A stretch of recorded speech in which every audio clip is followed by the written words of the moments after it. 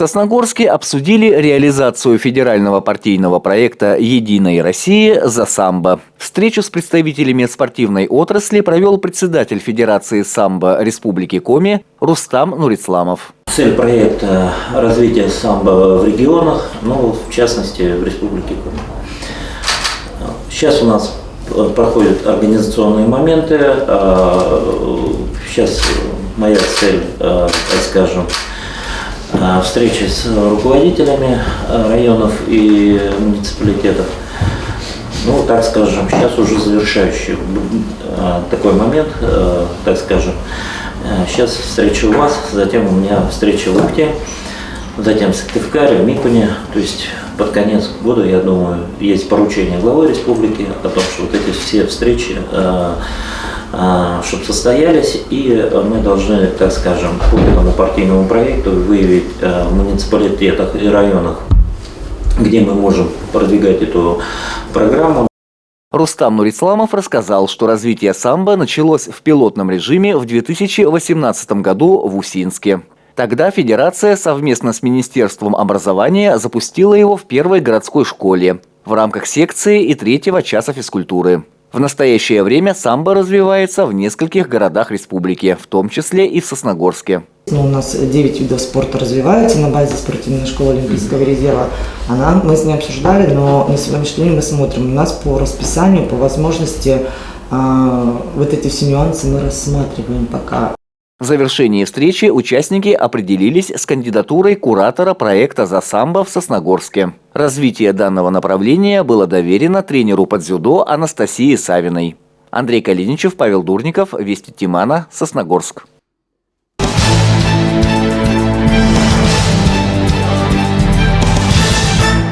Юные жители Сосногорска принимают поздравления с наступающим Новым годом. По традиции, главные утренники прошли в стенах городского дома культуры «Горизонт». Пусть все желания ваши сбываются в новом году, а я желаю вам, чтобы новый 2023 год принес вам новые успехи, новых друзей, новые эмоции, чтобы было много здоровья, чтобы были очень мечты ваши все сбыточные, и чтобы они обязательно сбылись, и чтобы вы оставались такими же добрыми, хорошими детьми, которые делают добрые дела. Первыми гостями «Горизонта» стали ребята из семей, находящихся в трудной жизненной ситуации. Несмотря на все проблемы, эти мальчики и девочки верят в сказку не меньше, чем их сверстники.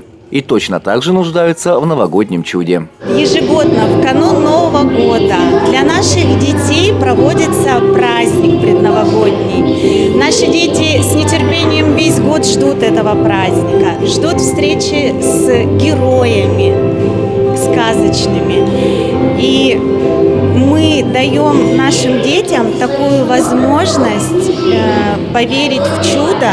И очень радостно видеть их улыбки и хорошее настроение. Вместе со сказочными персонажами ребята совершили путешествие в страну волшебства. Творческие коллективы Сосногорска подготовили для детей новогодний спектакль. В сказочное путешествие мальчиков и девочек пригласили герои любимых сказок. Все очень классно, здорово, аниматоры, программа такая веселая. Спасибо вам огромное. Хочу сказать большое спасибо организаторам, потому что для детей это такая возможность увидеть Дедушку Мороза, Снегурочку. И самое главное, что я хочу пожелать в этом году, это здоровье. Стоит отметить, что новогодние утренники организованы также для одаренных ребят и детей, участников специальной военной операции. Андрей Калиничев, Павел Дурников, Вести Тимана, Сосногорск.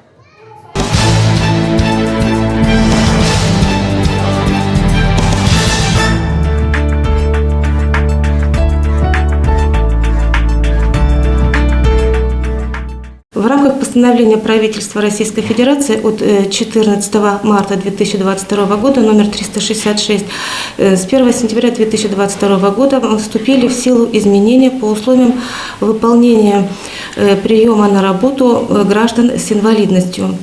То есть, если раньше квоту считали выполненной, если в организации просто создавали рабочие места для данной категории граждан, то теперь этого недостаточно.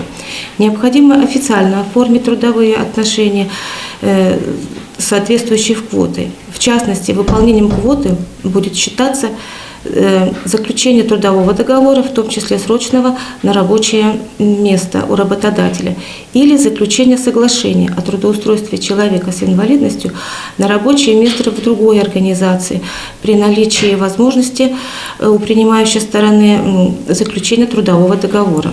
Таким образом, если в организации нет возможности принять на работу гражданина с инвалидностью в счет квоты у себя, она может заключить соглашение с организацией, у которого такая возможность есть. Кроме этого, в соответствии с постановлением правительства Республики Коми от 6 июля 2022 года номер 323, новые правила устанавливают, что квоту для приема на работу инвалидов надо считать ежегодно на очередной календарный год не позднее 1 февраля, исходя из среднесписочной численности сотрудников у работодателей за прошедший календарный год. Также напоминаем, что в Республике Коми для работодателей, у которых среднесписочная численность без учета работников с средними условиями труда, если численность превышает более 35 человек, устанавливается квота для приема на работу инвалидов в размере 2%, но не менее одного человека.